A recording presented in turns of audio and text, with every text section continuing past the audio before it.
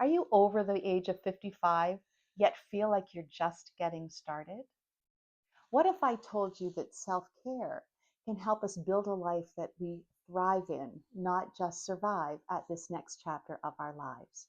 In this video, we're going to be looking at 5 different ways, 5 pillars of self-care that can help us have a life of joy, enthusiasm, curiosity, and vitality. Let's dive in.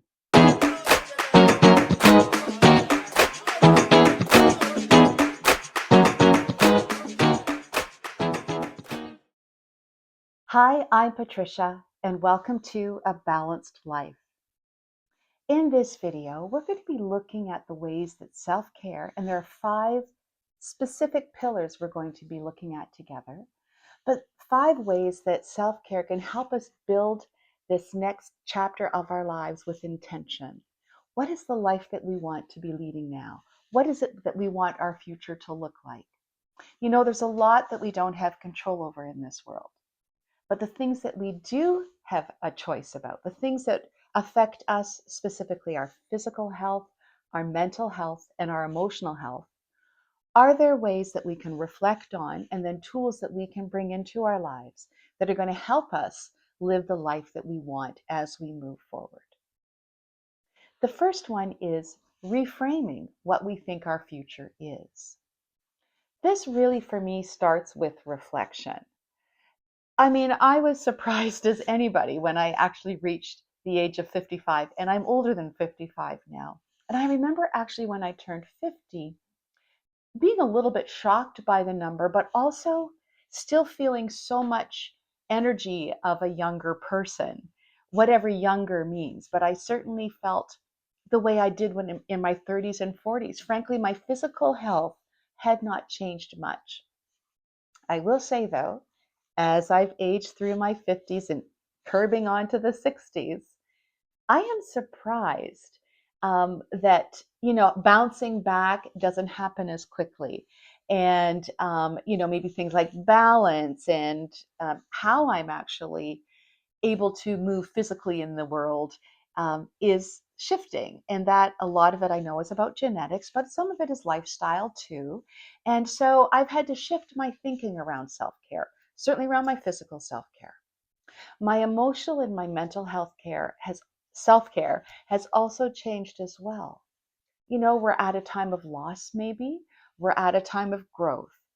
We're Though I think a lot of us really have a true understanding now of who we are.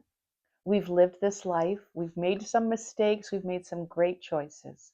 We probably have regret, hopefully we have love, and hopefully more than anything, we have a lot of self-compassion, grace, and forgiveness for ourselves. What has happened in the past has happened. Self-care is so beautiful because it meets you where you are. It's very personal. We start where we are, how we're feeling now, what we need in this moment, and then making a choice that helps support that need, but also helps us build the life that we want to lead moving forward. So we reframe pillar number 1. Let's reframe what we think our future can be and what we want it to be. And we start that with reflection. Now, you can just do this on your own, sitting quietly out for a walk, however you like to mull over and reflect. Maybe you've got a nice warm beverage, or maybe it's a cocktail. Maybe you're journaling. Maybe you're on your computer and you like to do charts. But think about, what is it that you want in your life? What does your life look like moving forward? And there are some prompts that we can use to help us figure this out. And this is, again, very personal. It's based on your own value system, what's important to you. And it doesn't have to be the same as mine. It certainly shouldn't be, and it can't be. So this is a very personal and private thing that you do. So first of all, for your physical health, what kind of things do you want to be independent? Do you see yourself downsizing? Do you want to stay in your home and make it more comfortable? Do you plan to travel? Do you need that kind of physical ability to move? Are you still working, and do you want to keep working? And have you set up your life so that you can keep working well into your late 60s, 70s, and even into your 80s if you want? Certainly, a lot of us have a calling to do something a little bit different after we've had a professional career or we've worked a certain kind of job for most of our adult lives. Now we're at this age, maybe where we have a little bit of choice. There's, unfortunately, but it's the truth, there are fewer years ahead of us than there are behind us. At the same time, I've said, I think, in almost every video, that if we've reached this age, then we frankly won the lottery. And so now it's a time, if you want some adventure or you're curious about what's next, now is the time to make those choices and put those steps in place to help you get to where it is you'd like to get to. We also get to redefine what aging looks like for us. There is a lot of fabulous information on YouTube and on the internet about aging, and a lot of it, specifically for women, is geared towards skincare and hair care and what you're wearing and what you shouldn't wear, and I think that's a lot of fun, and I think it's informative, and I've certainly enjoyed that content. If we're talking about intentional living as we move forward, the possibilities of the life we want to lead, we're talking about from the inside out. Okay, so what does your next 5 years look like? And we write it down. What are our goals? Our mental health goals? Do we want relationships? Are those important to us? Do we want to see the world? Do we want to volunteer? Do we want to explore a creative art that we haven't had an opportunity to? Whatever it is, write it down. Think about it, write it down, contemplate it, and then it almost brings it into existence. You start to live in the reality of, yes, this is what my future is. It doesn't have to be about decline. As I said, there's a lot of things that are out of our control, and life is going to happen. But in the meantime, I can sit and wait for that decline to happen, or I can choose to every day wake up and think about something I can do in my day that helps live this life I want to live. So that's pillar number one. Reflect and redefine on what it is you want your future to be. The second pillar is to claim your energy. Now, again, this is physically, mentally, and emotionally. Claiming your energy is about, deciding how much energy you can expend in your day on a physical activity. So maybe you are still working and want to keep working on that. That's important. So you're going to preserve that. Maybe you've decided you need to work a little bit less. You want a little bit more time in your day to do other things. So you're going to put that into place. So those are kind of the physical ways you claim your energy. Another physical way, of course, is movement. How are you physically moving in your day? And we're going to get to that as its own pillar later. But right now, we're talking about how you live in your day, claiming your energy. Have you set up boundaries? And maybe those boundaries need to be redefined. Are you supporting yourself with people and places and things that give you and help fulfill you a bit more than they're draining from you? You have a lot of autonomy at this age. Again, we're wiser. We've experienced a lot. So that experience can come to bear when we think about the things that we fill our days with that maybe no longer serve us. The idea is to do more of what matters to us and less than what depletes us. So we're filling our days and our time with things that bring us joy or that spark our curiosity. Maybe you have a little bit more time now in your day or in your evening that you're going to be researching something or learning a new skill or taking a course or learning bridge and mahjong, which is like a fabulous fabulous game that I'm looking forward to digging into at some point too. But my point is, it's a wide world of possibilities. And we've been filling our days with obligations to a lot of other places, peoples, and things that, maybe don't serve us anymore. Now, a lot of us are in a caregiving role, and that's not something we can, honestly just stop doing. So we're going to have to find creative ways to carve out some time for ourselves in this caregiving time where we are filling our own cup rather than letting it be continually depleted. we really have to be careful of our resources. This is a time to claim and reclaim our energy. The third pillar is to build curiosity into your self care. Now, what does that mean? Build curiosity. Well, we've talked a little bit already about that. Are there things in your day that are challenging mentally for you? Are you curious to learn a new craft, a new art, a new game? There are ways that we can build curiosity. It's almost like play that we used to have as young children. I don't know if you remember, but I do remember that feeling of having a question about something and then going to the library to research and looking up encyclopedias. Well, the good news for us is that basically we have a world of encyclopedias at our phones. And anything you're curious about, you can find out more. But when we do that, we keep our minds active. Our energy and our emotion is more active. Maybe it's just you're interested in learning about local government. Maybe you've always wanted to volunteer in an area. A lot of schools, a lot of colleges offer free courses and free education for those of us over the age of 55. If you can sit and audit a course and learn about anything you've ever wanted to in the world, frankly, then you can go to an online course or a community college and even a university, and you can audit a course. So there's so many ways that you can build curiosity into your everyday. Maybe that's through travel.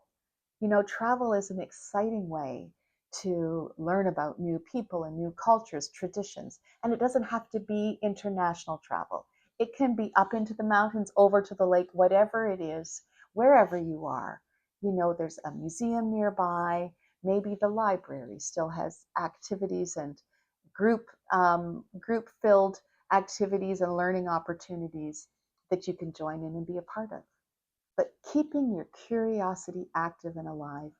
My father, when he turned 80, I remember he was sitting reading a book. He had a cup of tea and this big book he was reading, and he looked up and he said, I wonder what I'm going to do in my ninth decade. And that filled me with such joy for him, of course, but also hope that, I was seeing modeled before me somebody who was still curious and interested and looking forward to this next chapter, and that it wasn't going to be about slowing down. It was going to be about building and curiosity and asking questions. So that's the third pillar, building a life of curiosity and question and exploring the mysteries still ahead of us. The fourth pillar is physical, but it's more about the mind-body connection. So we know that it's important at our age to keep moving, that if we want longevity and we want to be able to be active in our later years, then we need to start now and need to move.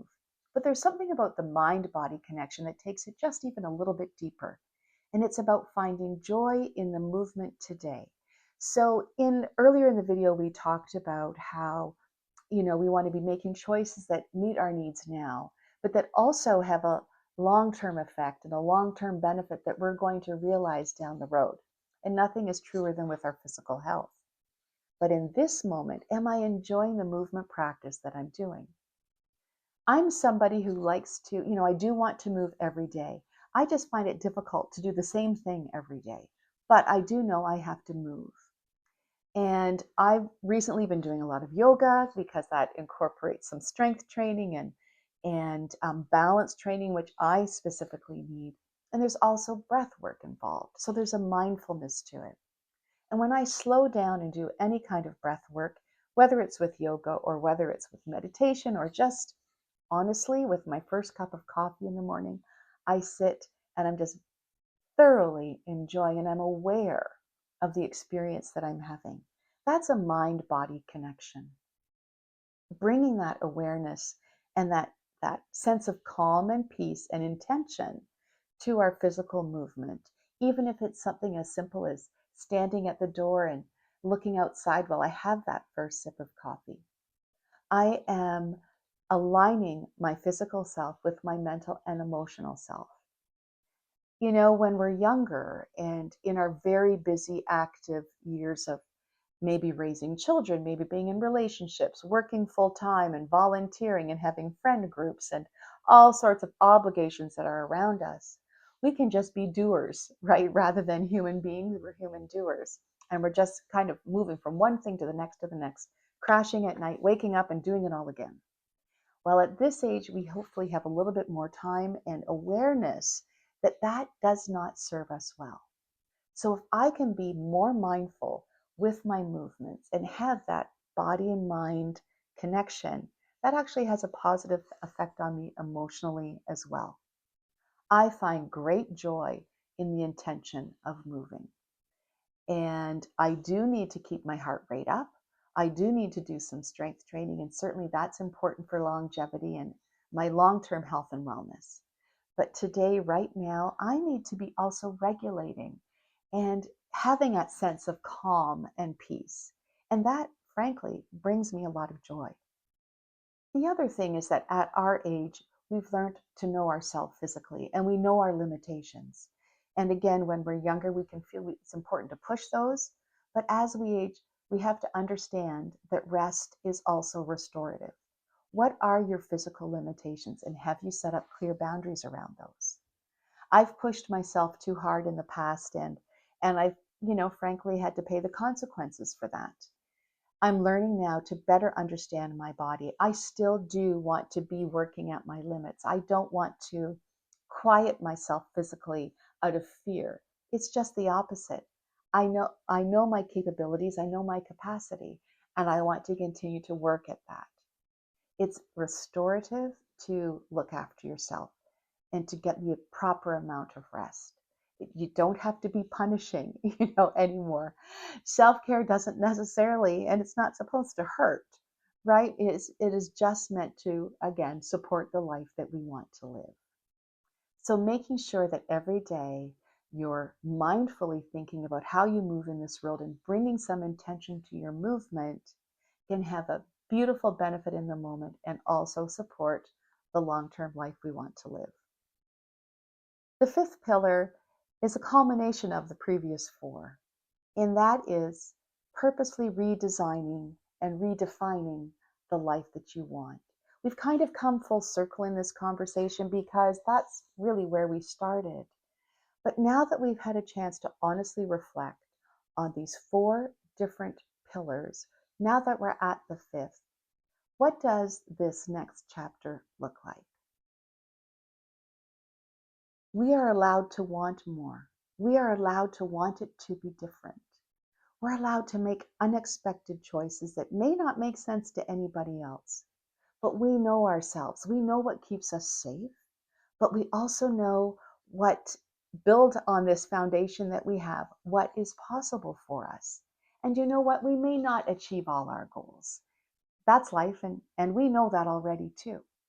But if we haven't designed a life of purpose and excitement and curiosity, then it's going to be pretty hard to thrive and not just survive in this next chapter. We have our limitations. Everybody is different. And we're not talking about wealth. I mean, certainly having financial stability is extremely important as we age. But we're all on different footing as far as that goes. So how do we bring and design this next phase of our lives that's not going to cost us a lot of money, that's not going to, undermine this financial foundation that maybe you have, or exceed our budget limits every month? The things that we've talked about are all accessible. What it's really about is believing that we have some choices and defining what those options of self-care are going to be with us and reinventing and then adjusting as we move forward. Just because we've started on one path doesn't mean we have to stay there. Maya Angelou has this fabulous quote from Why the Cage Bird Sings that I read years ago. And she said, if you're on a path and you realize it's not right for you, then you pick up what you can and you take it and move to the next path. And if you're on that path and you realize it's not right for you, then you have no choice. You've got to pick up what you can carry and move on to another path. And I think that's a fundamental part and perspective on self-care at this age. We don't have to stay with something because it's not working. If we've gone on a path and decided this is the way we want to move and it's not serving the life that we thought we were going to live, then we can change, we can adjust. We are accountable to ourselves. We are accountable and responsible for the relationships we have with other people. But first and foremost, we have to look after ourselves. Self-care begins and ends with us. We have some self-compassion, we have some grace, and we have some kindness towards ourselves as we're aging in this next chapter. So thank you for being in this conversation with me. When we started this channel, it was really about making a connection and having community for those of us who are over the age of 50 and are looking for ways to bring self-care and positivity into this next chapter of our lives. I hope that you'll respond with any comments or thoughts.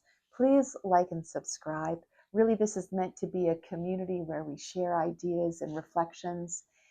And I'm looking forward to hearing from you as to what this next chapter is going to bring. Thank you so much for being here. I look forward to seeing you in another video. And if you haven't yet today, do something kind for yourself.